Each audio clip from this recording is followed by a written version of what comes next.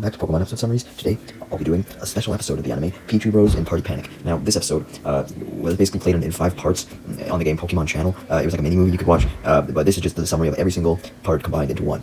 Hopefully this video isn't too long. I don't think it should be, because the parts are pretty short. Anyways, the episode begins back in Big Town, because this focuses on the Pichu Bros and their little posse of Pokemon, just like the Meowth shorts from Pokemon Chronicles. Speaking of Meowth, he was what we actually open up the episode with, because Meowth, alongside Wobbuffet, yes, Team Rocket's Wobbuffet, he I guess was in Big Town as well, along with the Cubone, and 3 members of the Squirtle Squad were actually standing on a rooftop in Big Town, looking over the Big Town skyline. The building they were on was fucking huge. Anyways, as Meowth looked down and saw the road below him, he turned his attention up and declared that he was going to throw the biggest event of all time. Cubone, the 3 members of the Squirtle Squad, and Wobbuffet were super hyped about this, hoping that they actually would be able to create the biggest event party thing of all time, as Meowth then pointed a moon-shaped piece of brown paper with a fruit cut out in the center towards the sky for some reason. We'll find out the reason later. We then cut to the next day, with the Pichu Bros immensely hyped to have another day of fun with their Pokemon posse at the tire place that they call the Pokemon Clubhouse. In order to get there, they raced through town, running past several citizens, jumping over a flower pot, and climbing a lamppost, and bouncing off an awning as well. And they were having a lot of fun doing all these stunts, laughing at each other along the way as they walked past walls with graffiti on them. We then see fellow member of the Pichu Bros posse, Smoochum, busy admiring herself in a mirror, and dancing around in a mirror to get a full view of her body. Smoochum then posed in front of the mirror, which was a window of a shop store, but her attention was drawn away from the store window when she heard several Pokemon laughing, and she turned it around to see a whole bunch of them carrying the same moon-shaped papers that Meowth had at the beginning of the episode. There were a lot of Pokemon, but some of them included Psyduck, Sunflora, Xatu, Hitmonlee, and Magmar. Smoochum must have come to the conclusion that all of these papers were invitations to something, unbeknownst to her, Meowth's party that he was holding, and Smoochum was surprised to see that many Pokemon with the same invitation, and decided to go tell her friends about it when she met up with them at the clubhouse. The scene then switches to Teddy Ursa, who was at the base of a tree, stuffing his face with acorns from the tree hollow inside the tree. Teddy Ursa's cheeks were so fat, filled with acorns, compared to when he first came into the tree hollow, though, that his face ended up getting stuck in the tree, so he tried to struggle to get it free. Teddy Ursa does manage to free itself from the tree, but in the process, it ends up falling down from the tree, which was very high up, so it smacked into the ground, hurting itself as a whole bunch of dust got thrown up in the process. It was especially hurt since it landed on its goddamn head. We then cut to the sewers of Big Town, where we see Magby. The same Magby that was part of the posse, just like the Teddy Ursa was. Why was it in the sewers, you may ask? Well, it wanted to play around all the pipes and dodge all the steam coming out of it, along with the water. While doing so, it was making its way over to the clubhouse. We then see Whooper from the posse, who was splashing around the main river in the town, making its way to the clubhouse as well, and it dove into deeper parts of the water until it eventually got close to making it. We then cut to the clubhouse, which was the entire place, and we see that the Pichu brothers were the first two to arrive, followed by Magby, then Teddy Ursa, then Whooper. Smoochum was the last one of the group to arrive, and she immediately was freaking out, as she very frantically explains that she saw a whole bunch of Pokemon with crescent papers in their hand. The Pichu Bros got the picture of a moon in their head, and Pichu Big was very intrigued by why the fuck everyone else was holding paper that was shaped like a moon crescent, and led the entire posse to go investigate this matter further out of the clubhouse. So they went up the stairs to get out. Eventually, with the Pichu Bros leading the way, the Pichu posse ends up arriving at a building that was just over a sidewalk that they all climbed up onto and saw a taxi drive by. However, all the Pokemon were more intrigued when Weepinbell and Magmar walked by, and they talked about something that the Pichu posse couldn't understand, presumably about Meowth's party, because they both had crescent-shaped invitations. Although the posse was a bit confused, since Smoochum had never mentioned the crescent-shaped papers having fruits on them, but Smoochum now confirmed this. The papers had fruit shapes on them, even though their base shape was in the shape of a crescent.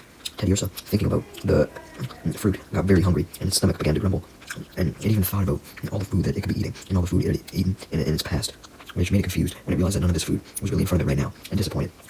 As Teddy Ursa continued to think about fruit, it eventually came to the conclusion that if the papers had fruit on them, then fruit had to be related to the situation in some way. But he couldn't figure out why fruit would be related, because all he could think about was potentially getting whatever fruit these papers would lead everyone to. A bit later, the Pichu posse also come across a ladybug flying around with the crescent papers, although it didn't give them any information as to what was actually the reason for the crescent papers, so they decided to go to the park, hoping that someone there would have answers. And soon enough, as they were walking through the park, they came across a Smeargle and an Aipom playing with the papers at the amphitheater at the park. So the posse quickly ran over, demanding that Aipom and Smeargle give them answers as to what the purpose of the papers were. Aipom and Smeargle ignored them, being too busy now using their papers to duel each other, like having a miniature sword fight with the papers. The Pichu posse then gets the Apom Smeagol's attention finally by demanding to know at least why the papers had pictures of fruit in the middle, leading Apom to use Smeagol's tail to explain as it paints a collection of fruit using the paint on Smeagol's tail, the red paint, on the amphitheater wall. So the Pichu posse examined all of these fruit drawings intently, noticing that all of these fruits were the ones on the papers. The small Pichu, along with Smoochum, Whooper, and Magby, didn't understand what the fuck these drawings meant, while Pichu Big and Teddy Ursa knew exactly what they meant, and explained it to Apom, so Apom nodded. And Pichu Big then explained the meaning of the drawings to the rest of the posse, saying that the place that the Pokemon were invited to with the cards, or the pieces of paper rather, would have a ton of fruit. The entire posse went ballistic at the sheer thought of tons of fruit, and they all asked immensely loud where the fuck the fruit was at. This freaked Apom out, so he knew that he better tell the truth. So he used Smeagol's brush again to point out the location of the fruit, or where the party was going to be, rather, saying that the location was near a certain clock, as he drew the clock using Smeagol's brush again, just like he had done with the fruit. Magby was the first one to recognize the clock, and led the rest of the posse to the location where the clock was, because Magby was the only one who had been there before. Maybe there could have been one of the other Pokemon in the posse that could have identified the location of the clock, but they were just too excited by the prospect of fruit to focus. So with that, the posse then went to the location that Magby suggested, and Magby ended up leading the posse to a large building.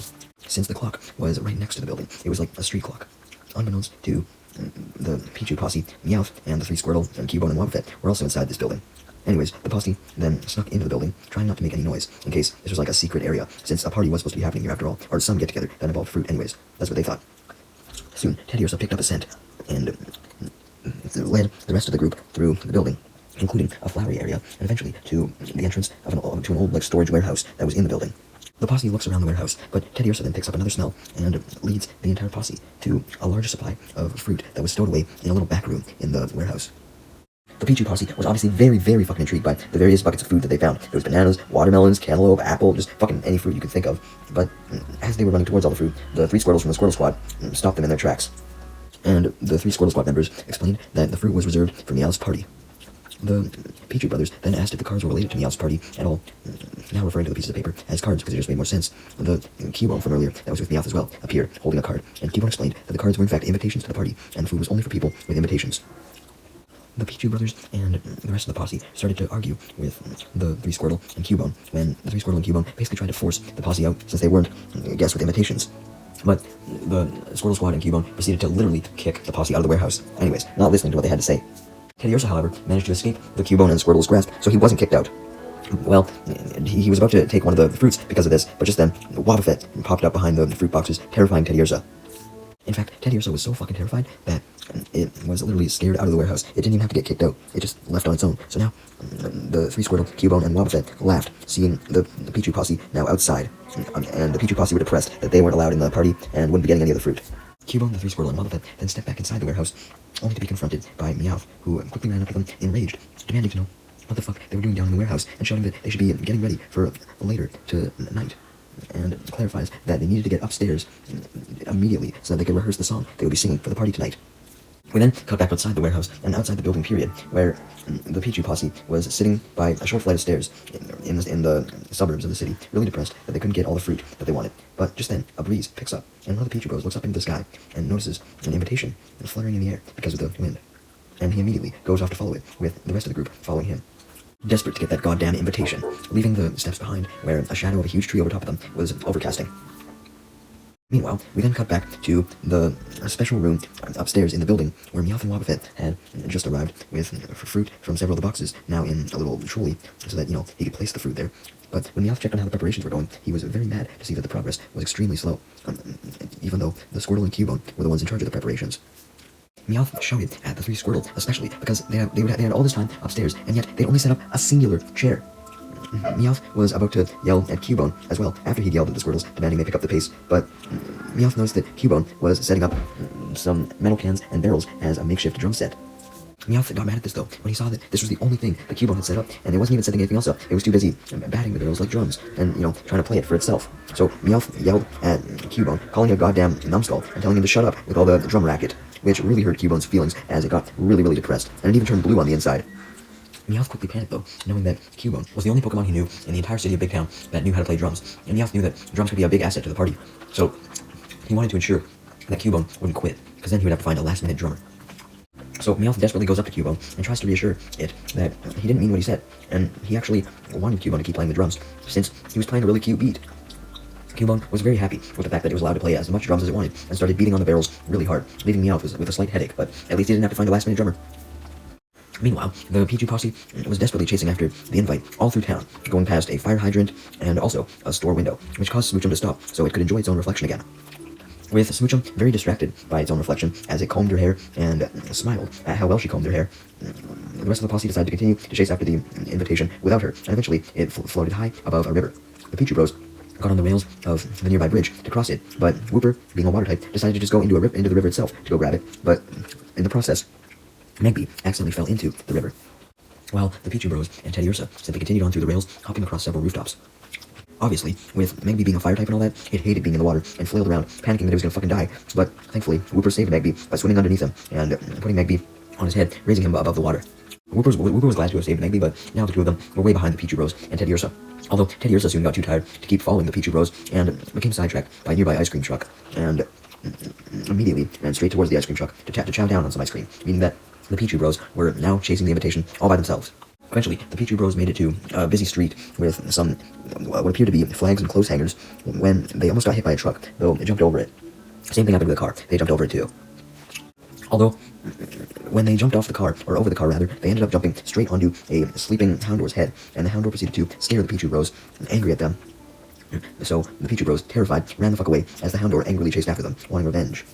We then cut back to Smoochum, who had realized that it had gotten distracted and now had lost track of the rest of its friends, so it stopped looking at itself in the shop window and tried to look for its friends when Smoochum happened to bump into an upset Oddish, and was very surprised to see how much it was crying. We then cut back to the Pichu Bros, who were still running away from Houndour, and they managed to hide out from it for a little while after passing through a small opening in a fence. Houndour tried and failed to go through the same way through the fence, so it simply started to make its way around the fence to corner the two Pichu inside, the area where they were. While the two Pichu were in there, they knew that they had to do something, because Houndour would arrive any moment. One of the Pichu Bros then noticed several materials they could use as a disguise, and spotted a nearby sign with a Piloswine on it. And with that, the two Pichus decided that they should disguise themselves as a Piloswine. The items that the Pichu Bro spotted worked out perfectly for this, as it saw a brown cloth, some traffic cones, and a bucket, so they disguised themselves as Piloswine, just as Houndour broke in, looking for them. It noticed the two Pichu Bros in their Piloswine disguise, and it fell for the disguise at first, especially since the Piloswine sign was right next to it. But once Houndour went right up to the Piloswine and started to snip it, which made the Pichu Bros nervous. This led the Pichu Bros to try to nudge away slowly, but when Houndour saw what he still believed to be the Piloswine move, because of this nudging, Houndour put his paw on the Piloswine, quote-unquote, when he really just put his paw on the brown cloth.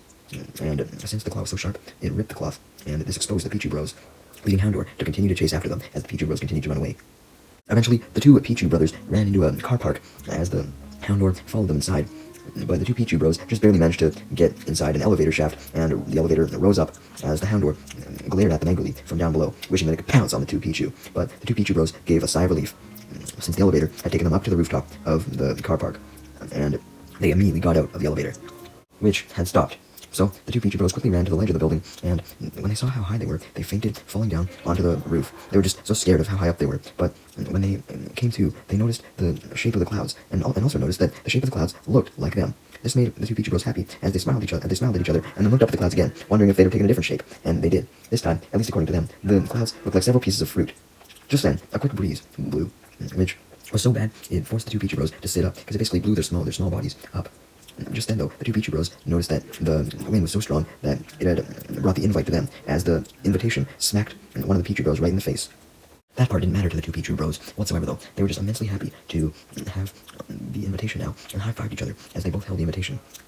They then decided to go back down to the first floor using the elevator, and it just came out of the car park, only to have the tune that they were singing happily as they held the invitation cut off when they noticed that Houndour was waiting for them. And Houndour was very, very unhappy as it stared them down before chasing them once again, so the two Pichu Bros started to scream in fear as they ran off, this time with the invitation in hand.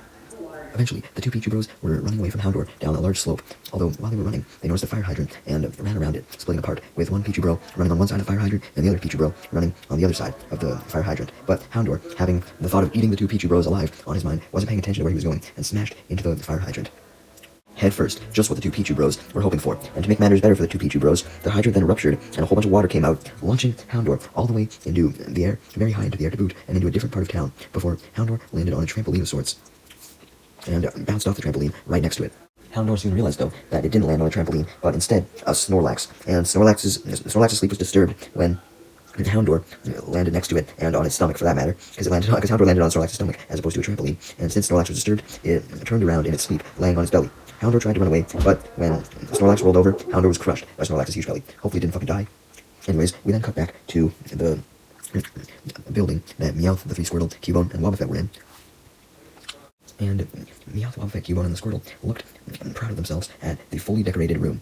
With Meowth and Wobbuffet's help, the room was now fully decorated. All the fruits were where they should be, the decorations were set, and just in general, the room seemed ready for the party. Cubone was pretty overexcited at this and was jumping around frantically, but as a result, it slipped and fell into several of the carts of fruit and several of the tables that were set up. Meowth was at first shocked by Cubone's clumsiness, but then he immediately shouted at Cubone angrily for messing everything up, which made Cubone immensely sad once again. Meowth, remembering how he didn't want to have to find a replacement drummer last minute, reassured Cubone once again that he didn't mean what he said, and eventually Cubone believed Meowth and was happy again, happily jumping around. Wobbuffet then jump scares Meowth, annoying him, so Meowth demands that Wobbuffet clean up the mess that Cubone had made, though Wobbuffet doesn't do anything, so Meowth instead orders the 3 Squirtle to clean up the mess, and they do, but way too slow for Meowth's standards, since everything needed to be ready as soon as possible, so Meowth annoyedly and angrily shouted at the Squirtle, demanding they pick up the pace, and they tried their best, but they were still relatively slow. We then cut back to the clubhouse, where the Magby, Teddiursa, and Wooper had arrived, and they were waiting for the two Pichu Bros and Smoochum to show back up. The two Pichu Bros showed back up first, and excitedly showed off to Wooper, Magby, and Teddiursa that they had gotten the invite, so everyone started to celebrate, with Teddiursa, Magby, and Wooper losing the sad looks on their faces, since they were pretty sad that they didn't have an invite before, but now they did. Just then, though, Smoochum arrived at the clubhouse with the depressed Oddish, and she revealed that she had found out why the Oddish was depressed, explaining that the invitation that they'd all been going after, the invitation that the two Pichu Bros had right now, was actually Oddish's invitation that had been blown away by the wind, and he was obviously very sad to have lost its invitation. The Pichu that didn't currently have the invitation in his hand was prepared to do the right thing and give the invitation back to Oddish, even if that meant that the Pichu wouldn't have the invitation themselves. But the Pichu that had the invitation in his hand was hesitant to give it back, but after a scolding from his brother, the other Pichu finally gave Oddish the invitation, making Oddish extremely happy. And Smoochum then tells Oddish that it could go, and it does, happily running off with its invitation. Even though the Pichu posse did a good deed, they were still sad that they didn't have invitations for themselves. Luckily for them, though, none other than the Azumarill ran over to them with invitations tied to a balloon in its hand. The Azumarill then sweated in embarrassment when it admitted that Meowth had sent invitations to every single Pokemon in all of Big Town, including the entire Pichu posse, but Meowth had delivered them straight to Azumarill earlier in the day. And throughout the entire day, Azumarill got busy and it had forgotten to deliver the invites. But this didn't really matter to the Pichu posse at all, though. They just celebrated, immensely happy at the fact that they were now able to go to the party. Right as Azumarill handed over the balloon with the invitations, and a Pichu Bro was about to take it, a huge gust of wind picked up and forced the balloon out of Azumarill's hand, and the balloon then got hooked on a pole hanging off a building. This caused the entire Pichu posse, including the two Pichu, to become extremely worried and upset at the fact that now that the balloon was around a pole, they couldn't get the invitations, and they wouldn't get to go to the party. Just then, though, one of the Pichu Bros got inspired, getting an idea after seeing another balloon in the distance floating in the air. So, the Pichu Bro that got the idea rallied the entire posse together, including Azumarill, and stated his idea. They were going to make a hot air balloon to retrieve the balloon that was wrapped around the pole high in the sky. So, the posse immediately got to work, grabbing a basket and a blanket, and as Wooper blew up the blanket, and everyone else helped attach it to a basket, the balloon was ready. Magby just added the finishing touch, which was the flame, as he used flamethrower to give the balloon burner power. The two Pichu Bros then hopped into the homemade balloon and went after the invites. At first, the balloon was moving quite erratically, so the Pichu Bros had a hard time grabbing the invitations, but just then, the balloon managed to get free of the pole, so right before the balloon floated away forever, one of the Pichu Bros reached out of the balloon and grabbed the invitations right on time, so now they could go to Meow's party tonight. Much to the rest of the Pichu posse's delight, including Azumarill. We then cut to the 3 Squirtle, Meowth, and Wobbuffet, and Cubone on the rooftop of the party building, looking up at the sunset, with Meowth noting that night had arrived, so he declared that it was time for the best party ever to begin. So, the party began, as Meowth, Wobbuffet, Cubone, and the 3 Squirtle returned inside the party room, and a whole bunch of Pokemon arrived, aside from the Pichu posse, and started to dig in to the fruit. Now, I'll list all the Pokemon that were there. Obviously, Meowth, Wobbuffet, Cubone, and the three Squirtles were there, along with the Aipon, Smeargle, Magmar, and Weepinbell that we already knew had the invitations, but there was also Oddish, of course, Psyduck, Gligar, the Ladybug, Sudowoodo, Skiploom, Snorlax, probably the same one that crushed Houndour, Scizor, Elekid, Gengar, Mr. Beast, Hitmonlee, Mr. Mime, Geodude, Pinsir, Magneton, Sunflora, Delibird, Coughing, Machop, Blossom, and Xatu. And there was also multiple of these types of Pokemon. Just then, the Pichu posse showed up at the door of the room. The three Squirtle tried to stop them at first, but the three Squirtle were no longer mad when the Pichu posse showed that they actually had invitations now. So the Squirtle squad cleared the doors and welcomed the Pichu posse inside as they finally started digging in on all the delicious fruit. Much to their delight, they ate a whole bunch of shit along with the rest of the Pokemon, showing no regard for food etiquette whatsoever. The only Pokemon not chowing down were the hosts of the party, Meowth, the three Squirtles, Wobbuffet, and Cubone, who were instead looking through two doors, noticed that everything was going well and the Pokemon were having a good time. So Meowth declared that it was almost time for the main event, and instructed the three Squirtle, Wobbuffet, and Cubone to follow him into another room to prepare for the night's entertainment, which involved music, including Cubone's drums. The Pichu Bros were continuing to eat the fruit, along with the other Pokemon, with one of the Pichu Bros stating how curious he was to find out what would happen next after they all finished eating at the party. Just then, both Pichus became excited, along with everyone else at the party, when Meowth announced, using the loudspeaker in the room, that the main event of the party was about to begin, with a music show from a band named Meowth's Music Attack. And Meowth proceeded to excite everyone as he invited them all to watch the show, guiding them through to the performance space in the other room that Meowth, Cubone, Wobbuffet, and the three Squirtle had already went into, with all the Pokemon able to access this room as soon as two huge doors swung open. The episode then switches to 3D, since once again, this thing was on the Pokemon Channel GameCube game for the actual performance. Meowth watched on his monitor all the Pokemon heading inside the room to watch the show. So Meowth quickly waxed his guitar and told Wobbuffet that it was finally time, as the two of them walked out further into the room to meet up with all the Pokemon. Ironically, Wobbuffet was so excited that he actually met up with everyone before Meowth did. We then see the Pokemon getting ready for Meowth's performance to begin. The Pichu Bros were shown sitting on a stick in the room, and they were observing all the other Pokemon. Four wild Skiploom carried Teddiursa, Magby, Smoochum, and Wooper on their flowers up into the sky to give them a very good view. All the Pokemon were talking, very excited about what would happen during the performance. The Pichu Bros and the rest of the posse were about to talk about what they thought the performance was going to be like when suddenly the room turned dark and Meowth came on a stage. All the Pokemon watching started to cheer and dance while Meowth sang his custom-made song, Meowth's Party, which was from the album Meowth's Music Attack. Meowth didn't just sing though, he danced around the stage, jumping onto Machop in the process, and shaking hands with all the Pokemon. He then went near a Ladybug, as Ladybug danced by floating all the way up and down. Scizor was chopping stuff with its pincers in excitement. Krabby was shooting bubbles, Geodude accidentally punched Meowth while he was dancing, and Elekid accidentally shocked Meowth with a Thunderbolt, frightening him. Pinsir attacked Meowth because the song was so bad, almost knocking him out, and Weepinbell sucked Meowth into its mouth and tossed Meowth away, causing a hole to break through the ceiling. Although Meowth quickly jumped back into the room and continued to dance on stage, resulting in cheers from every single one of the Pokemon, now appreciating Meowth's show just because of the fact that he was able to come back like that. And Meowth then continued to dance with all the Pokemon, including Wobbuffet, as soon after this, the performance ended and the episode went back to normal animation.